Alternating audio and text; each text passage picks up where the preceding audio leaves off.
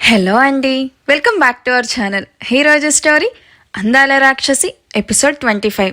ఇక స్టోరీలోకి వెళ్తే, దియా ఏడుస్తూ మోహిత్ వైపు చూసి, నేను చచ్చిపోతానా మామ అంటూ బేలగా అడగడం చూసి మోహిత్ దియా అంటూ బాధగా తనని గుండెలకి హక్ చేసుకొని, లేదమ్మా నువ్వెందుకు చనిపోతావురా, నువ్వు మా అందరి ప్రాణం, నీకేం కాదు దియా, నీకుంది చిన్న ప్రాబ్లం అంతే, నీకేమైనా రావాలంటే అది మీ డాడీని దాటి రావాలి, వాడుండగా నీకేమవుతుంది చెప్పు, నీకేం కాదు, ఇంకెప్పుడు అలాంటి వర్డ్స్ నువ్వు యూజ్ చేయకూడదు, అది చాలా తప్పు అంటూ దియా కన్నీళ్లు తుడుస్తూ అనునాయంగా చెప్తాడు.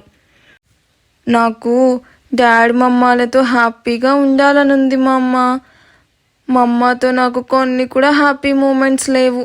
ఎప్పుడు మా అమ్మను ఫోటోలో చూడడమే కానీ డైరెక్ట్గా ఎప్పుడూ చూడలేదు. ఎందుకు మా అమ్మ, నేను పుట్టగానే మా అమ్మ నన్ను వదిలి వెళ్ళిపోయింది, నేనంటే మా అమ్మకి ఇష్టమే కదా, మరెందుకు వెళ్ళిపోయింది, నన్ను ఎందుకు తీసుకుని వెళ్ళలేదు, మా అమ్మ లేకుండా నేను ఎన్ని ఇయర్స్ పెరిగాను, ఇక ఇక్కడే ఉంటామా మా అమ్మ, మేము లండన్కి రామా? దియా అడిగే ఏ క్వశ్చన్ దగ్గర మోహిత్ నిషాంత్ దగ్గర ఆన్సర్ లేదు. దియా ఏజ్లో చిన్నపిల్ల కావచ్చు, బట్ తను చాలా బ్రిలియంట్. ఎస్, ఇట్ ఈజ్ ఆయుష్ పోలికలు తల్లివే అయినా ఆ ఇంటెలిజెన్సీ ఒక్కసారి చూస్తే చాలు, ఏ విషయాన్నైనా సరే ఈజీగా గుర్తుపెట్టుకుంటుంది. సో ఆ తెలివి మాత్రం ఆయుష్దే, తనకు ప్రతి విషయం ఈజీగా అర్థమవుతాయి. అదేం లేదు డార్లింగ్, డాడ్ మమ్మ చిన్న గొడవ వల్ల సెపరేట్ అయ్యారు, మళ్ళీ నీ కోసం ప్యాచప్ అయ్యారు తెలుసా, వాళ్ళిద్దరికి నువ్వంటే ప్రాణం, ఇక నిన్ను వదిలి మమ్మ కూడా ఎక్కడికి వెళ్ళదు. సో నువ్వు హ్యాపీగా మమ్మ డాడీలతో మంచిగా టైం స్పెండ్ చేయొచ్చు. నువ్వు సెట్ అయ్యాక మమ్మ డాడీలను తీసుకుని లండన్కి వెళ్దాం, అమ్మమ్మ తాతయ్య నిన్ను బాగా మిస్ చేస్తున్నారు. నేను కూడా మా అమ్మ అంటూ ఇక చాక్లెట్ తినలేక నాకొద్దు అంటూ ఆ చాక్లెట్ నిషాన్కి ఇస్తూ నిషాన్ ఒళ్ళో తల పెట్టుకొని, మా అమ్మ డాడ్ మా అమ్మని తీసుకొని వస్తానని చెప్పి ఇంకా తీసుకుని రాలేదు, నువ్వైనా పిలుచుకురాపో ప్లీజ్, నాకు మా అమ్మ కావాలి. ఓకే తీసుకొస్తాను, నువ్వు గుడ్గోల్లాగా పడుకోవాలి ఓకేనా అంటూ నిష్ టేక్ కేర్ ఆఫ్ హర్ అంటూ ఆయుష్ను వెతుకుతూ బయటకు వచ్చిన మోహిత్కి ఆయుష్ ఆశీ రూమ్ వైపు వెళ్తూ కనిపించడం చూసి భావా అంటూ ఆయుష్ని పిలుస్తాడు. ఆశీ రూమ్లోకి వెళ్తున్న ఆయుష్ మోహిత్ పిలుపుకి ఆగి వెనక్కి తిరిగి మోహిత్ వైపు ఏంటి అన్నట్టు చూస్తాడు.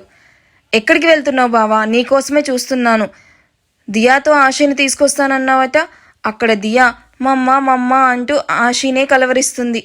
తనని తీసుకురావడానికి వెళ్తున్నా, దియా రూమ్లోనే మరో బెడ్ అరేంజ్ చేయమని చెప్పి వస్తున్నా, ఇద్దరూ ఒకే రూమ్లో ఉంటే ఒకరిని ఒకరు మిస్ అవ్వకుండా ఉంటారు కదా, నీ పిచ్చి చెల్లి కూడా ఇంకా పిచ్చి పిచ్చి ఆలోచనలు లేకుండా దియాతో క్వాలిటీ టైం స్పెండ్ చేస్తుంది. అప్సరసలా ఉన్న నా చెల్లిని పిచ్చిది అంటావా, ఇది అన్యాయం బావా, ఆశ ఏ యాంగిల్లో నీకు పిచ్చిదానిలా కనిపిస్తుంది? అందంలో అప్సరసే కానీ దాని ఆలోచనే పిచ్చిగా ఉంటాయి, జస్ట్ డిశ్చార్జ్ అయ్యే వరకే అది ఏం చెప్పినా, ఆ తర్వాత నీ చెల్లికి నా చేతిలో ఉంటుంది అంటూ కచ్చిగా చెప్తాడు. అబ్బా వదిలే బావా, ఇప్పటికే చాలా టెన్షన్ పడుతుంది, నువ్వేమైనా అంటావేమో అని, నువ్వు దాన్ని ఏమైనా అనాల్సిన అవసరం కూడా లేదు, నువ్వు జస్ట్ కోపంగా చూసినా చాలు ఆ చూపుకే జ్వరం తెచ్చుకునేలా ఉంది, ఇదే లాస్ట్ మిస్టేక్ అని వదిలేసాయి, మరోసారి ఇలాంటి పనులు చెయ్యదులే.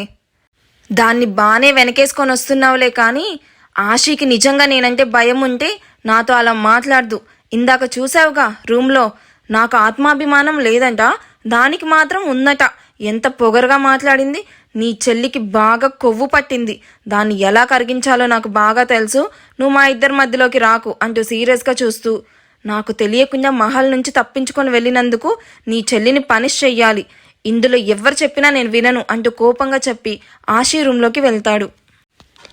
వీళ్ళిద్దరి మధ్య టామ్ అండ్ జెర్రీలా ఈ గొడవలు ఎప్పుడు ఆగుతాయో ఏంటో, ఇలా గొడవ పడుతూ ఉంటే వీళ్ళ మధ్య ప్రేమ ఎలా పడుతుంది, నా కల్లుడు ఎప్పుడు వస్తాడు, లేదు లాభం లేదు, నేనే ఏదైనా ఒక ప్లాన్ చేసి వీళ్ళిద్దరి మధ్య ప్రేమ అనే విత్తనాన్ని నాటాలి, బావ మనసులో ప్రేమ ఉన్నా సరే అది బయట పెట్టాడు, ఆశకి బావ మనసు తెలియక బావ మీద కోపాన్ని పెంచుకుంటూ ఉంది, నేనే ఏదైనా చెయ్యాలి, ఏం చేసి వీళ్ళని కలపాలి అని బుర్ర బద్దలు కొట్టుకుంటూ అటు ఇటు తిరుగుతూ ఆలోచిస్తూ ఉంటాడు.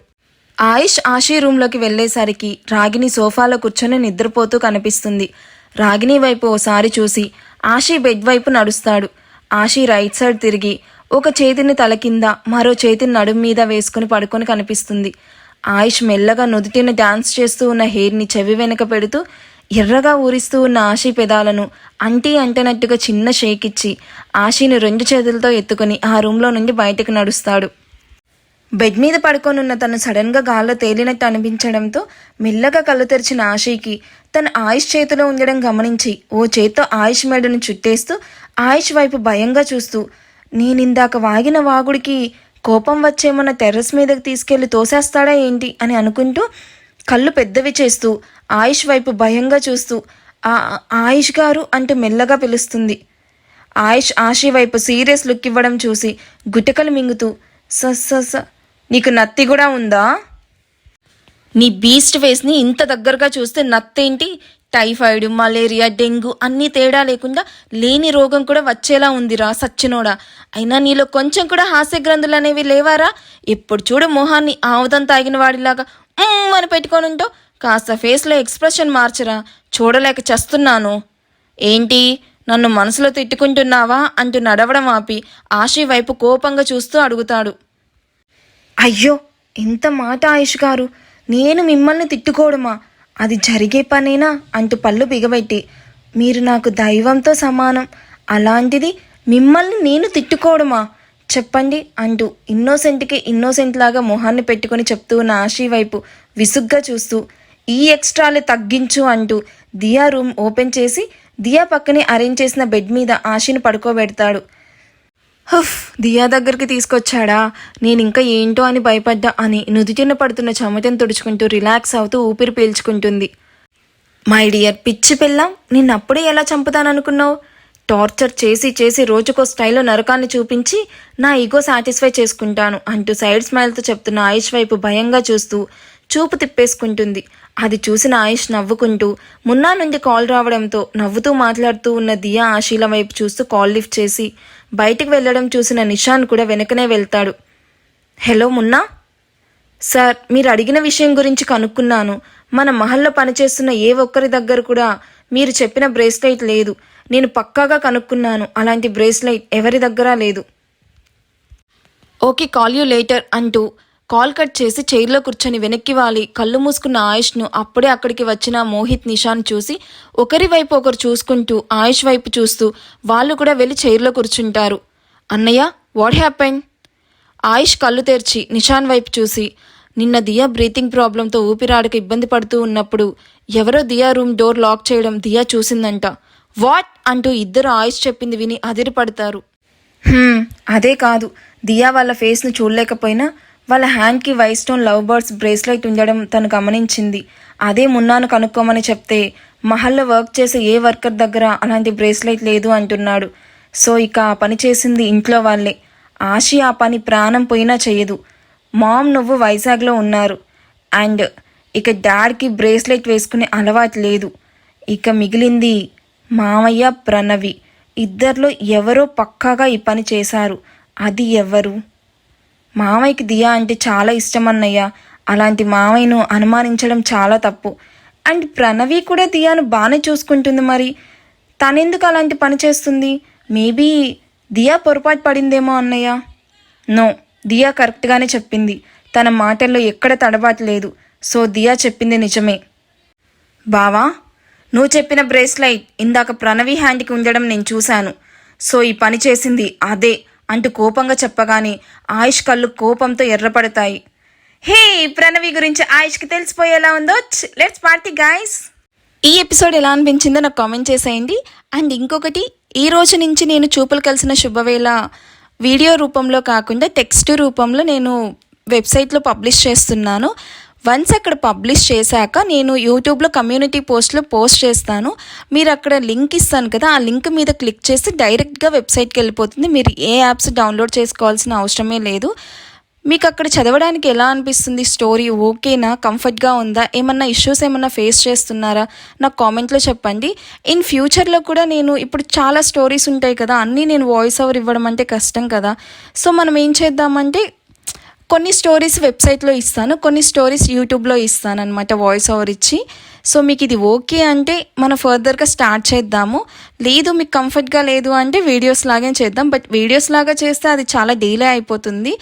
అందాల రాక్షసి లాగే ఇంకొక స్టోరీ ఉంది మన దగ్గర. ఆ స్టోరీ అయితే ఆల్రెడీ రెడీగానే ఉంది. మీరు ఓకే అంటే మాత్రం నేను ఆ స్టోరీని ఎవ్రీడే ఒక ఎపిసోడ్ వెబ్సైట్లో పబ్లిష్ చేస్తాను. అది కమ్యూనిటీ పోస్ట్లో మీకు యూట్యూబ్లో ఇస్తాను. మీరు డైరెక్ట్గా క్లిక్ చేసి చదవచ్చు. స్టోరీ కూడా చాలా బాగుంటుంది. మీరు ఓకే అంటే మనం అది స్టార్ట్ చేద్దాం. లేదు అంటే ఇంకా లేదు, ఇలానే యూట్యూబ్లో చేద్దాం. బట్ డిలే అవుతుంది ఇలా చేయడానికి, ఎందుకంటే నేను జాబ్ చేస్తూ ఉంటాను. నాకు 9 to 6 వర్క్ ఉంటుంది. అవన్నీ బ్యాలెన్స్ చేస్తూ యూట్యూబ్ చేయాలి అంటే చాలా కష్టం కదా. నేను ఒక సాఫ్ట్వేర్ ఎంప్లాయీని. ఆ వెబ్సైట్ డిజైన్ చేసింది కూడా నేనే. ఆ వెబ్సైట్ ఎలా ఉందో నాకు చెప్పండి. ఏదైనా ప్రాబ్లం ఉంది అంటే నేను వెంటనే రీసాల్వ్ చేస్తాను. అదేం ప్రాబ్లం కూడా కాదు అసలు మనకి. సో అదన్నమాట విషయం. మీ అందరి ఒపీనియన్ నాకు చాలా అవసరము. మీరందరూ ఓకే అన్నారు అంటే నేను ఒక కొత్త స్టోరీ వెబ్సైట్లో స్టార్ట్ చేస్తాను. 1 డే కూడా మిస్ అవ్వకుండా డైలీ ఎపిసోడ్ ఇస్తాను. మీకు ఆ స్టోరీ బాగా నచ్చింది, బాగుంది అంటే డైలీ 2 ఎపిసోడ్స్ కూడా అప్లోడ్ చేస్తూ ఉంటాను. సో ఇంకా మీ ఇష్టం. మీరు ఓకే అంటే నేను వెబ్సైట్ అనేది స్టార్ట్ చేస్తాను ప్రాపర్గా. సో మీ కామెంట్స్ కోసం నేను వెయిట్ చేస్తూ ఉంటాను. ఈ మధ్య కామెంట్స్కి రిప్లై ఇవ్వడం కొంచెం లేట్ అవుతుంది కానీ బట్ డెఫినెట్గా ఇస్తున్నాను కదా. సో మీరందరూ నాకు కామెంట్ చేసి మీ ఒపీనియన్ చెప్తారు అని చెప్పి వెయిట్ చేస్తూ ఉన్నాను. Thank you for watching. Bye.